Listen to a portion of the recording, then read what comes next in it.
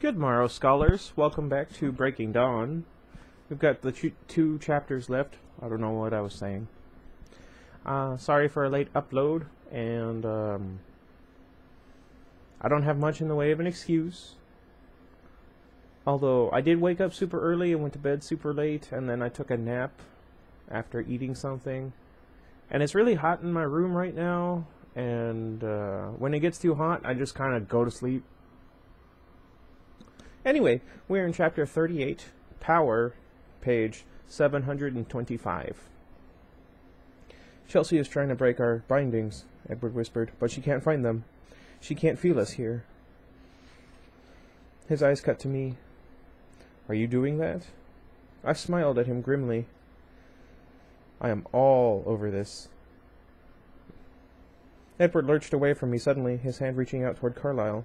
At the same time, I felt the much sharper jab against the shield where it wrapped protectively around Carlyle's light. It wasn't painful, but it wasn't pleasant either. Carlyle, are you all right? Edward gasped frantically. Yes, why? Jane, Edward answered.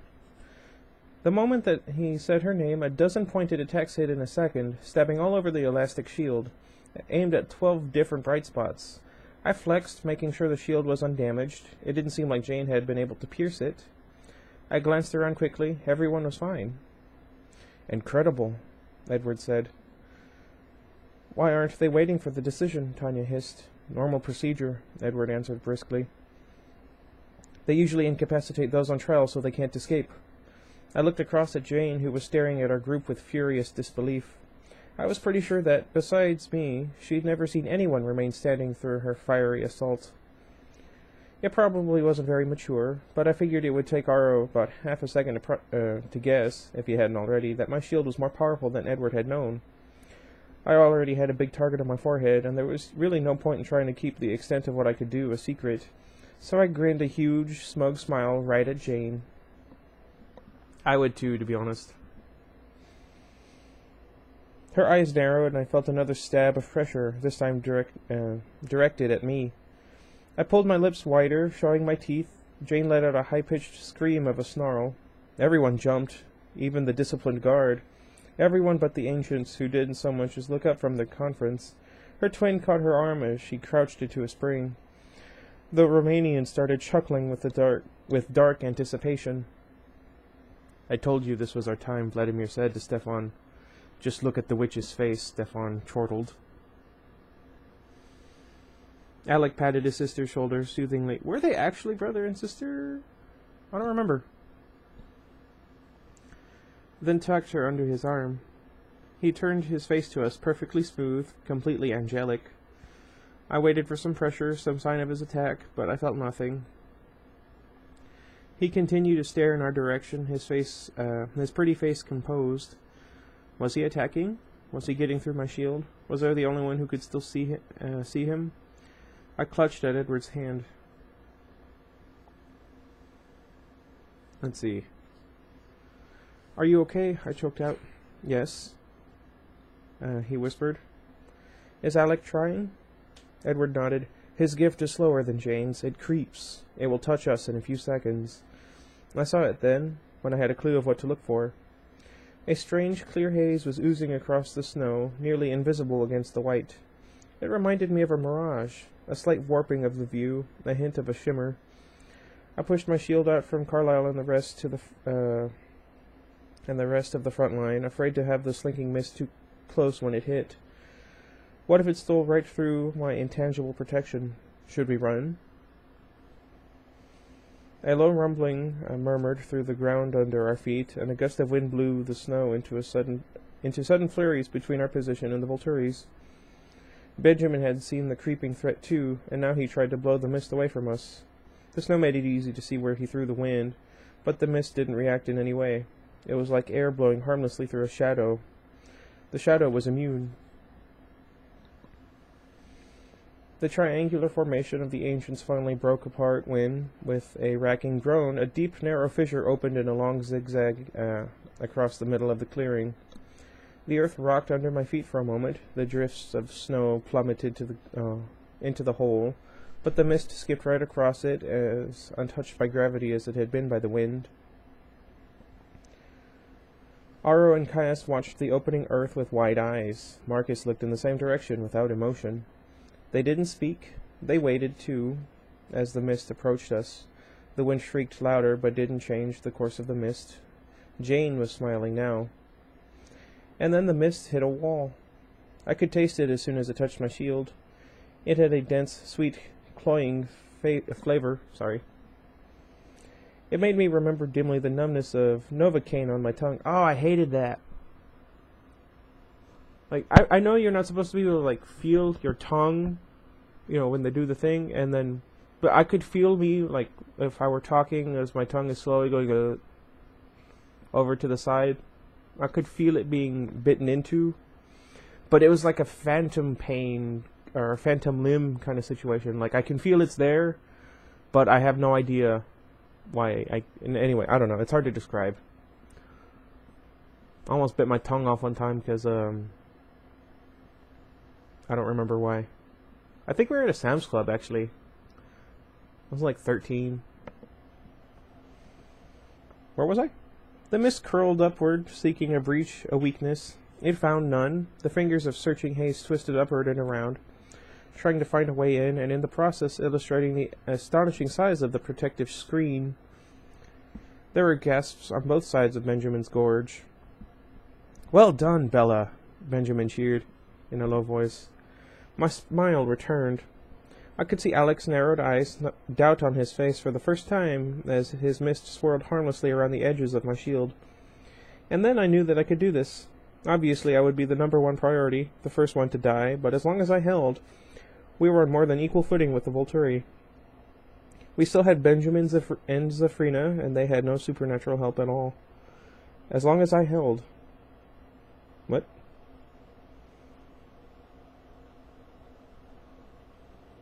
"I'm going to have to concentrate," I whispered to Edward. "When it comes to hand-to-hand, it's going to be harder to keep my shield around the right people." "I'll keep them off of you." "No, you have to get to Dimitri. Zafrina will keep them away from me." Zafrina nodded solemnly. "No one will touch this young one," she promised Edward. "I like her and her friend. Sister? I don't know."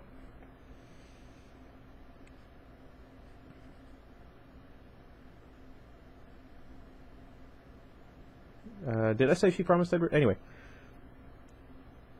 "I'd go after Jane and Alec myself, but I can do more good here." "Jane's mine," Kate hissed. "She needs a taste of her own medicine."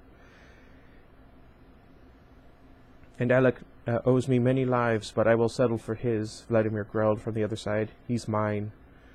"I just want Caius," Tanya said evenly. The others were divvying up the opponents too, but they were quickly interrupted. Aro, staring calmly at Alec's ineffective mist, finally spoke. "Before we vote," he began. I shook my head angrily. I was tired of this charade. I was going to say charade. I don't know why I didn't. The bloodlust was igniting in me again, and I was sorry that I would help the others more by standing still. I wanted to fight. "Let me remind you," Aro continued, "whatever the Council's decision, there need be no violence here." Edward snarled out a dark laugh. Aro stared at him sadly. "It will be a regrettable waste to our kind to lose any of you, but you especially, young Edward, and your newborn mate. The Volturi would be glad to welcome many of you into our ranks. Bella, Benjamin, Edward, and your, where? Zafrina and Kate, there we go. There are many choices before you. Consider them." Chelsea's attempt to sway us fluttered impotently against my shield. Aro's gaze swept across our hard eyes, looking for any indication of hesitation. From his expression, he found none. I knew he was desperate to keep Edward and me, to imprison us the way he had hoped to enslave Alice. But this fight was too big. He would not win if I lived. I was fiercely glad to be so powerful that I left him no way not to kill me. "Let us vote, then," he said with apparent reluctance. Caius spoke with eager haste. "The child is an unknown quantity. There is no reason to allow such a risk to exist. It must be destroyed along with all who protect it." He smiled in expectation. I fought back a shriek of defiance to answer his cruel smirk. Marcus lifted his uncaring eyes, seeming to look through us as he voted. "I see no immediate danger. The child is safe enough for now. We can always reevaluate later. Let us leave in peace." His voice was even fainter than his brother's feathery sighs. None of the guard relaxed their ready positions at his disagreeing words.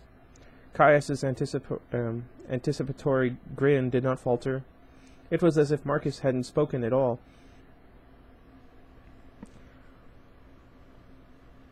I feel like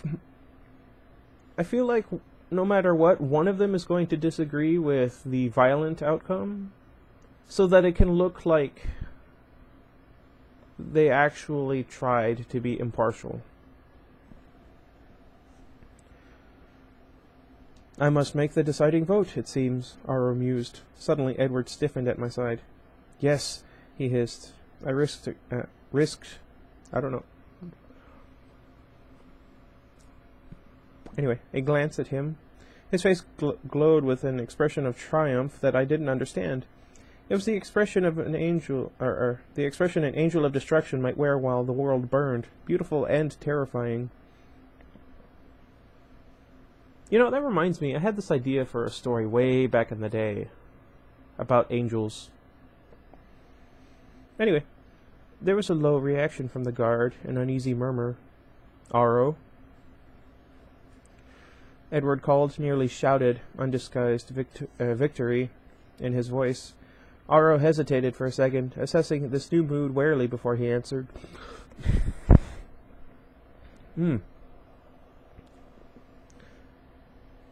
I have no idea what that was. I'm going to assume my allergies just kicked in right that second.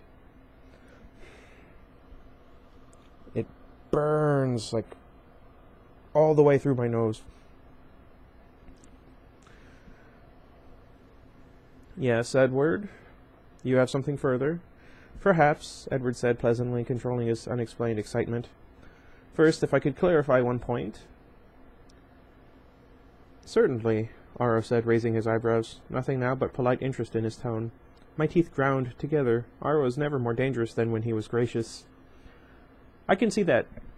I know I'm giving a lot of flack for this and everything, but I really do like Aro. Even in the movie, he was really funny.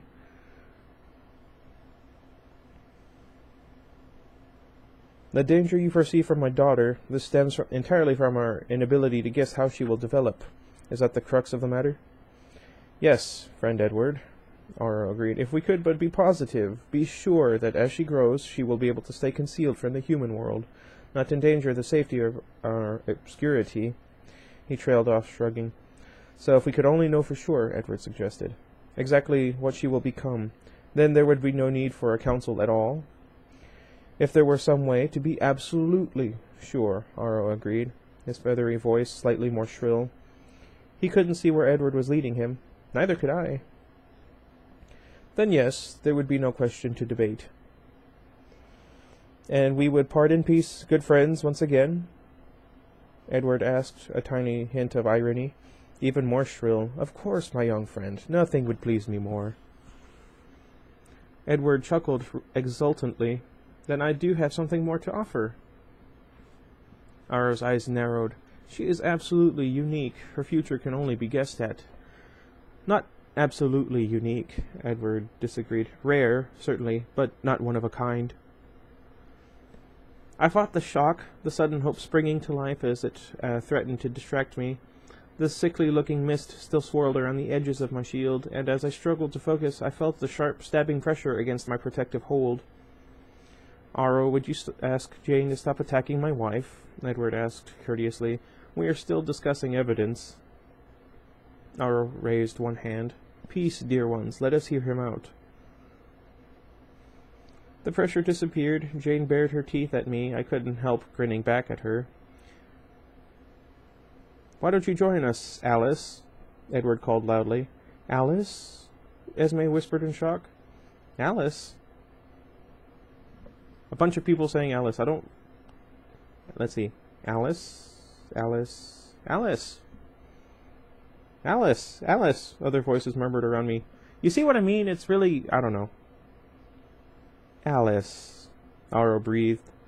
Relief and violent joy surged through me. It took all my will to keep the shield where it was. Alec's mist still tested, seeking a weakness. Jane would see if I left any holes. And then I heard them running through the forest, flying, closing the distance as quickly as they could with no slowing effort at silence. Both sides were motionless in expectation. The Volturi witnesses scowled in fresh confusion. Sorry. Then Alice danced into the clearing from the southwest, and I felt like the bliss of seeing her face again might knock me off my feet.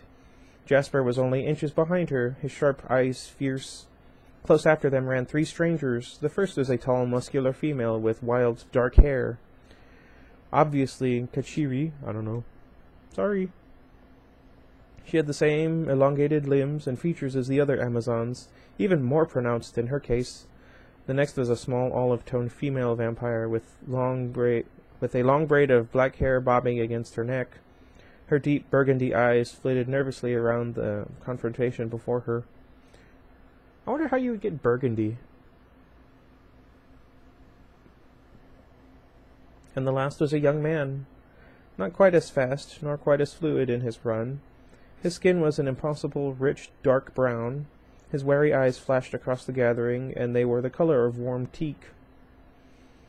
His hair was black and braided too, like the woman's, though not as long. He was beautiful.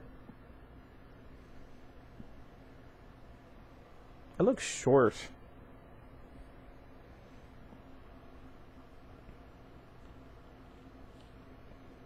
Where was I? As he neared us, a new sound sent shockwaves through the watching crowd. The sound of another heartbeat, accelerated with exertion. Alice leaped lightly over the edges of the dissipating mist that lapped at my shield and came to a sinuous stop at Edward's side. I reached out to touch her arm, and so did Edward, Esme, and Carlyle. There wasn't time for any other welcome. Jasper and the others followed her through the shield. All the guard watched, speculation in their eyes, as the latecomers crossed the invisible border without difficulty. The brawny ones, Felix and the others like him, focused their suddenly hopeful eyes on me. They had not been sure of what my shield repelled, but it was clear now that it would not stop a physical attack. As soon as Aro gave the order, the blitz would ensue, me the only object. I wondered how many Zafrina would be able to blind, and how much that would slow them down. Long enough for Kate and Vladimir to take Jane and Alec out of the equation? That was all I could ask for. Edward, despite his absorption in the coup he was directing, stiffened furiously in response to their thoughts. He controlled himself and spoke to Aro again. Alice has been searching for her own witnesses these last weeks, he said to the ancient, and she does not come back empty-handed. Alice, why don't you introduce the witnesses you've brought? Caius snarled. The time for witnesses is past. Cast your vote, Aro. I don't know. Aro raised one finger to silence his brother, his eyes glued to Alice's face. Alice stepped forward lightly and introduced the strangers. This is Huilen and her nephew, Nahuel. I don't know. I'm doing the best I can. Hearing her voice, it was like she'd never left. Caius's eyes tightened as Alice named the relationship between the newcomers. The Volturi witnesses hissed amongst themselves. The vampire world was changing, and everyone could feel it. Speak, Huilen, Aro commanded. Give us the witness you were brought to bear. The slight woman looked to Alice nervously. Alice nodded in encouragement, and Kachiri put her long hand on the little vampire's shoulder. I am Huilen, the woman announced in clear but strangely accented English. As she continued, it was apparent that she had prepared herself to tell the story, that she had practiced it. It flowed like a well-known nursery rhyme. A century and a half ago, I lived with my people. I'm not going to bother. I don't want to mangle it. My sister was, I'm going to just say Pyre, because Pierre, I don't know. Our parents named her after the snow in the mountains because of her fair skin, and she was very beautiful, too beautiful. She came to me one day in secret and told me of the angel that found her in the woods, that visited her by night. I warned her. Wieland shook her head mournfully, as if the bruises on her skin were not warning enough. I knew it was the Libishomen of our legends, but she would not listen. She was bewitched. Again, werewolf. She told me when she was sure her dark angel's child was growing inside her. I didn't try to discourage her from her plan to run away. I knew even our father and mother would agree that the child must be destroyed. And pyre with it. I went with her into the deepest parts of the forest. She searched for her demon angel, but found nothing. I cared for her, hunted for her when her strength failed. She ate the animals raw, drinking their blood. I needed no more confirmation of what she carried in her womb. I hoped to save her life before I killed the monster. But she loved the child inside her. She called him Nahuel after the jungle cat, when he grew strong and broke her bones, and loved him still. I could not save her. The child ripped his way free of her, and she died quickly, begging all the while that I would care for her, Nahuel. Her dying wish, and I agreed. He bit me, though, when I tried to lift him from her body. I crawled away into the jungle to die. I didn't get far. The pain was too much. But he found me. The newborn child struggled through the underbrush to my side and waited for me. When the pain ended, he was curled against my side, sleeping. I cared for him until he was able to hunt for himself. We hunted the villages around our forest, staying to ourselves. We have never come so far from our home, but Nahuel wished to see the child here. Huilen bowed her head when she was finished and moved back so that she was partially hidden behind Kachiri. Aro's lips were pursed. He stared at the dark-skinned youth. Nahuel, you are 150 years old, he questioned. Give or take a decade, he answered in a clear, beautifully warm voice. There we go. His accent was barely noticeable. We don't keep track. And you reached maturity at what age? About 7 years after my birth, more or less. I was full grown. You have not changed since then? Nahuel shrugged. Not that I've noticed.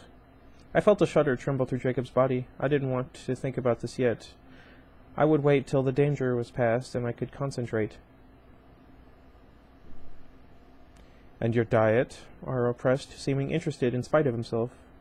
Mostly blood, but some human food too. I can survive on either. And you were able to create an immortal? As Aro gestured to Huilen, his voice was abruptly intense. I refocused on my shield. Perhaps he was seeking a new excuse. Wait, what?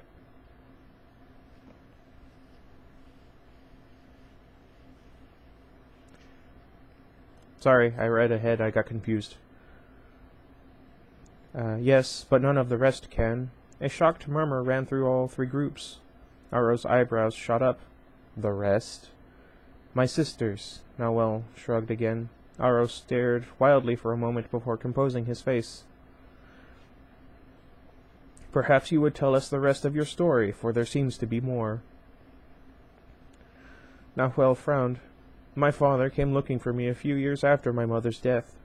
His handsome face distorted slightly. He was pleased to find me. Nahuel's tone suggested the feeling was not mutual. He had 2 daughters, but no sons. He expected me to join him, as my sisters had. He was surprised that I was not alone. My sisters are not venomous, but whether that's due to gender or a random chance, who knows? I already had my family with Huilen, and I was not interested, he twisted the word, in making a change. I see him from time to time. I have a new sister. She reached maturity about 10 years back. Your father's name? I don't know why I said with that voice. Your father's name? Nah, I don't know.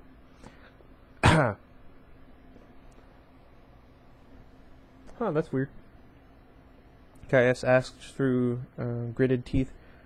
Yoham, Nahuel answered. He considers himself a scientist. He thinks he's creating a new super race. He made no attempt to disguise the disgust in his tone. Caius looked at me. Your daughter, is she venomous? He demanded harshly. No, I responded. Nahuel's head snapped up at Aro's question, and his teak eyes turned to bore into my face. Caius looked to Aro for confirmation, but Aro was absorbed in his own thoughts. Let's see. Where was I? He pursed his lips and stared at Carlyle, and then Edward, and at last his eyes rested on me. Caius growled. We'd take care of the aberration here, and then follow it south, he urged Aro. Aro stared into my eyes for a long, tense moment. I had no idea what he was searching for, or what he found, but after he had measured me for that moment, something in his face had changed. A faint shift in the set of his mouth and eyes, and I knew that Aro had made his decision. Brother, he said softly to Caius, there appears to be no danger. This is an unusual development, but I see no threat. These half-vampire children are much like us, it appears. Is that your vote? Caius demanded. It is. Caius scowled. And this Yoham, this immortal so fond of experimentation? Perhaps we should speak with him, Aurora agreed. Stop Yoham if you will, Nahuel said flatly, but leave my sisters be. They are innocent. Aro nodded, his expression solemn, and then he turned back to his guard with a warm smile. Dear ones, he called, we do not fight today. The guard nodded in unison and straightened out their ready positions. The mist dissipated swiftly, but I held my shield in place.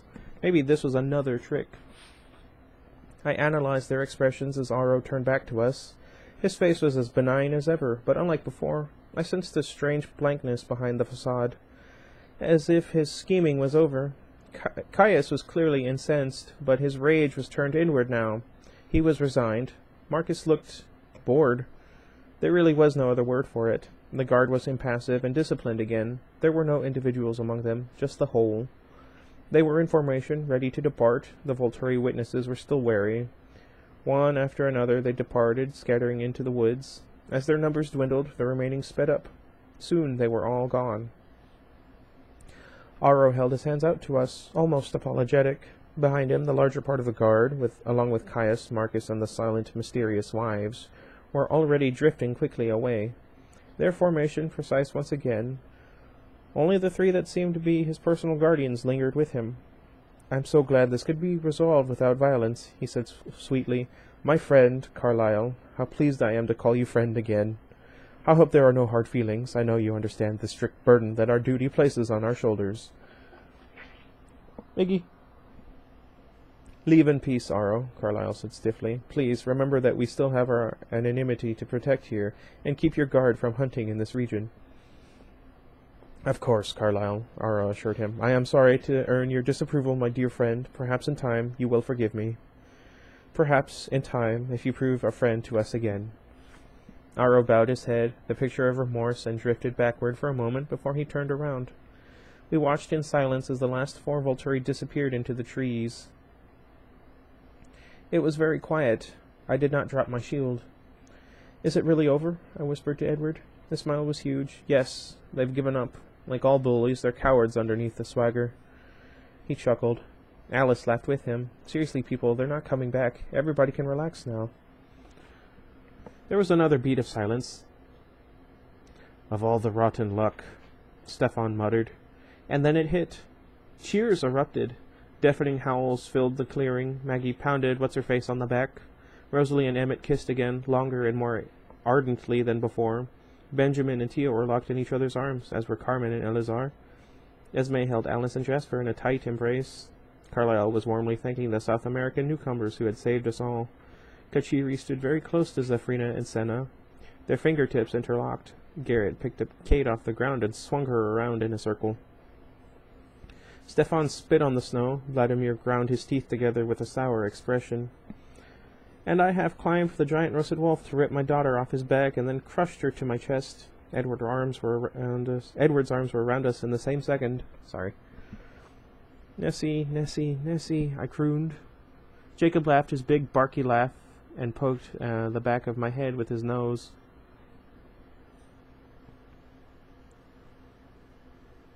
Shut up, I mumbled. Sorry. I don't know why. I zoned out for a second. I get to stay with you? Nessie demanded. Forever, I promised her. We had forever, and Nessie was going to be fine and healthy and strong. Like the half-human Nahuel, in 150 years she would still be young, and we would all be together.